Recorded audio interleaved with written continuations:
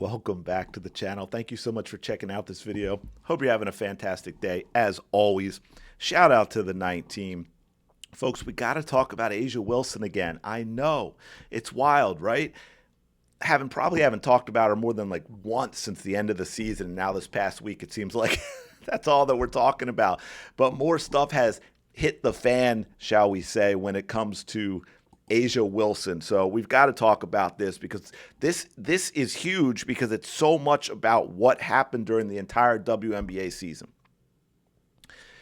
A'ja Wilson took a personal, she may be one of the most insecure people I've ever come across in my life. And she took this insecurity, she turned it into a league-wide controversy. And now she, hopefully, looks absolutely ridiculous, petty, childish, all those words. Because she had a shoe deal in the works for almost 2 years. But she found time to be mad that Caitlin Clark got one. Not just be mad, but to lie, to say, make racially charged comments that set the tone for everything we got from the WNBA for the entire rookie campaign of Caitlin Clark. It wasn't about basketball. It was about ego. It was about bad leadership. It was about A'ja Wilson throwing gasoline on a fire that didn't even need to exist in the first place. So Caitlin signed a shoe deal with Nike. She was going to get, she signed an entire deal, right? But she was going to get a Caitlin Clark signature shoe. Absolutely huge moment. 22-year-old woman playing basketball her entire life. She's going to have a signature shoe with Nike. Absolutely huge moment, right? The kind of moment that it should have brought the entire WNBA together because it helps everyone in the WNBA by bringing more eyes to the league. But instead of celebrating, A'ja Wilson decided to hit us with the quote, "It boils my blood when people say it isn't about race because it is," unquote. Yes, she actually came out and said that, and that set the tone because this was, I believe, April, right? We hadn't even started playing yet. This set the tone for everything you were going to get about the WNBA going forward because, boom, suddenly, Caitlin Clark's moment turned into a culture war. Players targeting her, fan bases getting hostile toward her and her fans, media turning it into something ugly and also becoming an extension of the WNBA old guard fan and A'ja Wilson, and constantly and repeatedly throughout the season attacking Caitlin Clark and her fans, trying to get Caitlin Clark to speak out and throw her own fans under the bus, trying to destroy her fan base, trying to sever that connection between Caitlin Clark and her fans. Caitlin Clark is a 22-year-old who just wants to hoop. And when she does have to do other things, she wants to make sure it's about growing the women's game. That's it. She wants to hoop. And then A'ja Wilson basically threw her right into the Hunger Games. The first one, not all the terrible sequels. And yet, A'ja Wilson, while she is making those comments, while she's tweeting out delayed but not denied, already knew she had a shoe. She's trying to get people to believe she didn't, but she already had a shoe. That is nasty, nasty work. To just allude that you don't have a shoe and she does, and then to make yourself the victim of it and turn it into a skin color issue on top of that. I mean, she knew she wasn't getting left out. She knew she had a deal. And she still threw a nasty tantrum that you knew in this current culture was going to be explosive. I mean, it's so absurd. It's like you've got a surprise party coming, and you know it's coming, and you're mad that someone else got a birthday cake first. It's like, what? What are you talking about? It's petty. It's insecure. It's giving the whole narcissistic, I need to be the center of attention at all times vibe. Let's not forget a couple of those early interviews with her coach, Becky Hammon, where you have in one, A'ja's looking down the entire time, wrapped up in some weird blanket, and the other, She's standing next to her coach who's saying all the, lying about the treatment of Caitlin Clark, while Asia shuffles from foot to foot, looking down, laughing like a 12-year-old mean girl, a child who knows she caused the trouble and knows mama is helping her get out of it. Right? Absolutely wild. I want to go through some of this real quick. This is, by the way, if you don't know, when you finally meet Cece. So Cece's that raccoon, right? Talking to a fan. This is Asia Wilson's best friend, nasty, nasty piece of work, who I think I have on this one as well, as you can see, talking about Dolores. Throwing a 22-year-old rookie under the bus to build your brand is weird. Openly being friends with someone charged with child assault is weird. And blaming everybody but yourself for why your locker room wasn't at a championship pedigree is weird. So that is Asia Wilson's best friend, one of the nastiest people you will ever come across. Allegedly, well, I guess they were charged. So it's still alleged child assault. Absolutely nasty. So anything that this person gives, that is how Asia Wilson feels. Let's be very clear about that. Everyone realizes that at this point. Asia knew she was getting a shoe for 2 years, but still farmed hatred in the direction of a rookie. You know what? I'm starting to see what the Angel Reese fans be saying about Sis. Can be a great player, but a terrible person. So this is her talking about this. I guess this is when the shoe dropped. I showed it to them, I want to say, literally maybe a day before my jersey retirement. Okay. And they were like stunned, and then I think my mom was like, yep, of course, I knew it was going to be pink. Like, they all knew it had to do something with pink, but they were just so happy. My dad, I think he was holding back tears. He does this thing with his lips where he tried to hold it back. He did that. And it was just a, happy moment for the Wilson family, and I was just so appreciative to have them. And they got their pair, so that's when it really kind of seeped in, and they could see it in their size. So they love on the shoe. My dad's like, "What are the other colorways?" I was like, "All right, calm down. You're gonna get your pair." They have a black label pair now, so it's definitely big. Because once you let the family know, they're gonna want to know everything. You can't get them everything, so this was a secret I had to keep from them, but I'm glad they love it.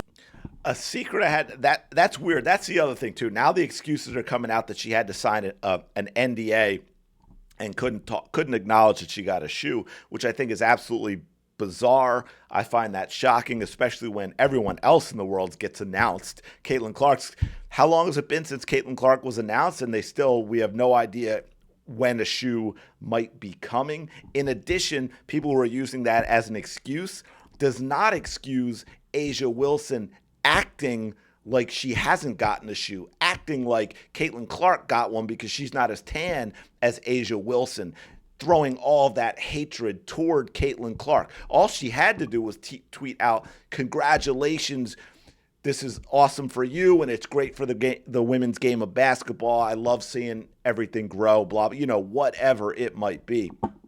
But no, Now she's got to pretend she had everyone's pretending there was some NDA, because this was what would happen. Instead of getting the whole congratulations, when she knew she had a shoe, when she put out, "Always remember, what is delayed is not denied." And so we got stuff like this, right? This is back on April 17th of 2024 after all this was said. Asia Wilson let this narrative run wild. Right? Exactly as it says here. She let all of this happen. That's Sydney Colson, folks. Sydney Colson on the Indiana Fever. That's her. I'm waiting for the apology. And if you want to make that apology by being nasty to Asia Wilson for letting you think she didn't have a shoe, that's fine too. I get that. You had the wool pulled over your eyes. That's fine, but maybe come out with a statement now. I mean, I might get a shoe before Asia Wilson at this rate. First of all, Asia Wilson doesn't deserve a shoe. Why? Because it's about selling product, and she doesn't do that. Isabel Harrison, maybe it's time to come out and apologize for this, because what is the holdup? And then you have this Whitney who always does this stuff. The last time Nike gave a black women's basketball player a signature shoe was in 2001-2 with Holtzclaw. The longest running signature shoe was the Swoops. Y'all know why it's literally A, and of course she makes it a tan issue. But as we know, Asia Wilson had a shoe. Asia Wilson had a shoe. And then finally, again, this was the same date. And this is Jamel Hill saying Asia Wilson did all these things, But this is how she's feeling because of the Caitlin Clark announcement of the shoe. A'ja Wilson already had a shoe. This stuff is absolutely wild. Because of her words, A'ja Wilson's word, Caitlin Clark became a target. She might already been one a little bit with, their jealousy going on and all that, because she became a much bigger target. Players got extra physical and dirty with her on the court. Opposing fan bases attacked her and her fans, and thanks to A'ja Wilson, they could play the race card in doing so. And what about the WNBA media? Yeah, they went crazy too. They just basically, they're not media, they're WNBA fans. They called Caitlin Clark fans all sorts of terrible things. They made up stories about how she was ruining the league. They pushed these wild narratives, all off the back of A'ja Wilson's lies. Did A'ja step in? Did she calm the noise? No.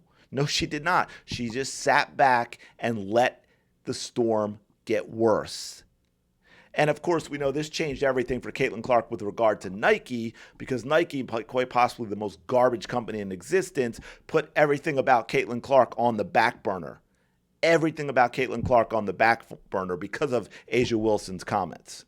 Even though Nike obviously knew A'ja Wilson had a shoe deal. So we got nothing from Nike about Caitlin Clark. No shoes, no commercials. Don't get me started on them finally doing that Super Bowl nonsense. No tweets. I don't know that there was a Nike tweet at Nike basketball all season long. But they'll tweet out Juju, right? Juju has a good game. They're tweeting that out. No merch. Other than, until now, right? We just got some bad shirts now. That crappy Rookie of the Year shirt, don't even tell me about that being one. They finally got around to that as well. But Caitlin Clark needs to fire her agents. I'll say that about the deal with Nike. Absolutely terrible, terrible deal. Now we fast forward to today. And you know what? First, before we even do that, I just want to show you one quick thing with media. Because just as a reminder, this was, again, all the way back in the day. This was after one game in the WNBA. The idea that she's in the top 3 for odds to be WNBA MVP, it's more disrespectful to the women that have already been in this league than it is an endorsement or indictment of Caitlin. So I hope the biggest takeaway was not an indictment on Caitlin, an endorsement about how incredible everybody else was. And there it is, right from the get-go, that insane nonsense. You could tell Elle was actually offended that people were talking about Caitlin Clark's going to be good. By the way, she finished 4th in MVP voting. She was first team all WNBA. We won't even get into all the records that she set. And she goes right, how is it disrespectful? That is like one of the dumbest things I think I've heard from the WNBA sports media all season long, and they all cling to it, that somehow saying something good about Caitlin Clark is disrespectful to the other players. It's just dumb. I guess we're dealing with dumb people, but absolutely wild. And now we fast forward to today. A'ja's got her shoe deal, right? I don't know that she has a reputation right now. That's actually not looking so good. We've got a lot of her teammates are leaving for other teams. That's not a good look. Come on. Let's be real with everything we saw at the WNBA. You have got to be a special kind of difficult if your teammates like, you know what? I'd rather go play for the Indiana Fever. Thanks.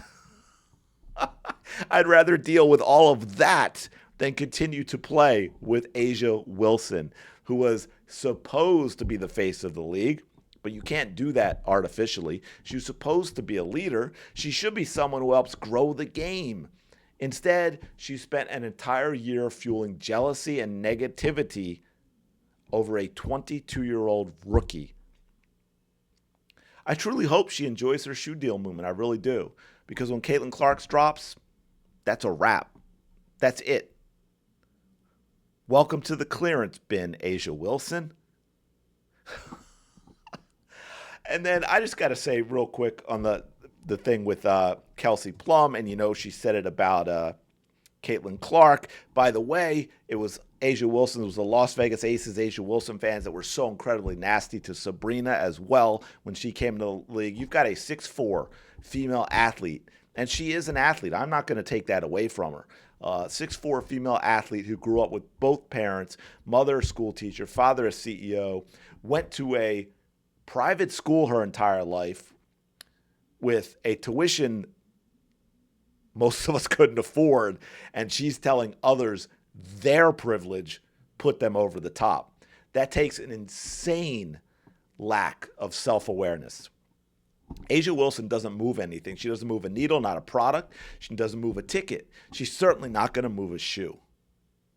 And you all know how tough I've been on Kennedy Carter, from the attack on Caitlyn to the insightful lies about the Clark fan who was asking questions and, so supposedly not letting them off the bus in D.C., which turned out to be nothing. There was nothing there. It was a lie.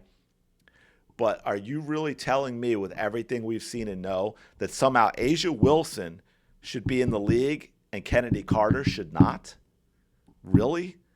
WNBA's got to get it together. Everything they've shown us has been unprofessional and unacceptable, from what they do on the court to the sports media. Cheryl, Elle, Monica, Andrea, Lisa, the list goes on and on. The fan bases, especially Chicago and Vegas, player behavior, the lies about the Clark fans at Chicago bus, to Dejanay Carrington lying about her Uber driver, kidnapping her, and no consequences from her employer. How do you allow your employee to act like that when your business is losing money? It has to change. Having your fake face leading the charge of everything that's been bad with the league is not a good look. The WNBA needs to take action. We know they won't, and that's why it is up to us to force it. We have to force it, because clearly with this league and its NBA sugar daddy money, they're not going to change unless they are forced to do so. We can't, I know some people say, oh, you have to ignore certain. If we continue to ignore the clown behavior from these supposed journalists, it becomes normalized. It becomes the standard. It becomes what people believe, right? I mean, we just saw recently with the CBS game where the lady's talking about Caitlyn taking 40 to 50 shots, which was a lie from Cheryl Swoops, a year ago?